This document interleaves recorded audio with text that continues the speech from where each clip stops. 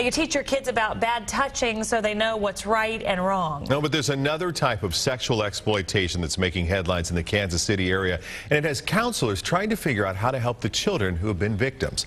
Christina Medina is here to explain now. Christina.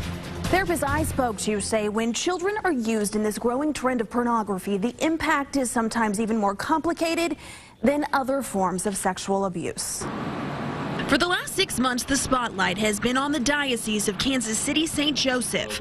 For the first time in history, a bishop, Robert Finn, faced criminal charges for allegedly not reporting sexual abuse involving children.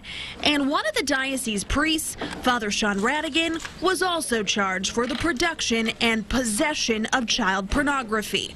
That case is still working its way through the courts, but local experts say they're seeing these cases more often. A high percentage of the children that we are currently treating have been used and victimized by being used in the production of pornography. MOXA, the Metropolitan Organization to Counter Sexual Assault, works with victims of sex crimes, some as young as 4 years old. I was surprised. McCreary, who's the clinical director, says now 20% of the children they work with have been victims involved in the production of child pornography. I was exposed to pornography itself from a very young age. Right now, Jay's getting her master's to one day work with children who have been sexually abused. I just have this draw to them because I can feel maybe what they're feeling. Jay grew up on a farm in South Dakota. She was 4 when she says the abuse started. One of the guys he'd come in my room at night, and I didn't really know why, and he'd wake up with me in the morning,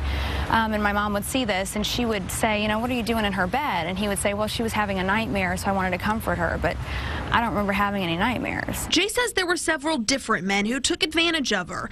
They were friends of her ex-stepfather who worked on the farm. She says one even took pictures.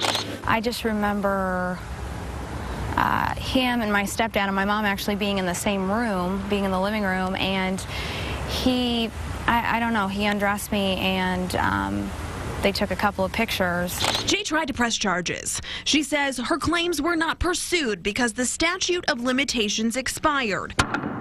In her story, she was both sexually abused as well as the victim of child pornography. But in some cases, perpetrators only take pictures.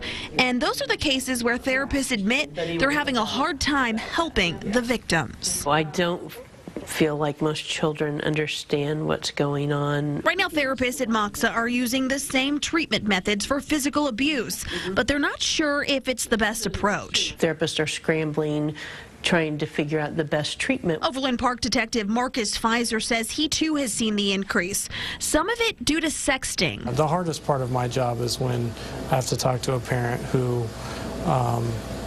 was convinced it would never be their child. With cell phones equipped with cameras in most hands, it's becoming even easier to take inappropriate pictures. And Detective Pfizer says he's seen some of the wounds that follow those photos. It's very difficult for someone to heal and get better from their trauma or from their victimization when they know that someone else is reliving or reminding them of their victimization, because their victimization was documented. For Jay, it took years to fight her scars. I was able to kind of reflect more back on the situations that took place and realize some of the damage that those situations had done to me. But she's battling them and now calls herself a survivor. Both police and therapists say it's important to talk to your children about this, and when you have that conversation about touch, talk about photos as well. Also, experts say the best advice is just to be involved in your child's lives. Well, absolutely. As the detective said, as parents, you don't want to think that it could be your kids. What are some of the signs that we could look for as parents to see changes? There's a couple behaviors. Really, if a child all of a sudden becomes quiet, or if they start talking about something that they shouldn't understand. And we have posted a couple other ways to talk to your kids and some tips on NBCActionNews.com under special reports. All right. Something to think about. Thank you.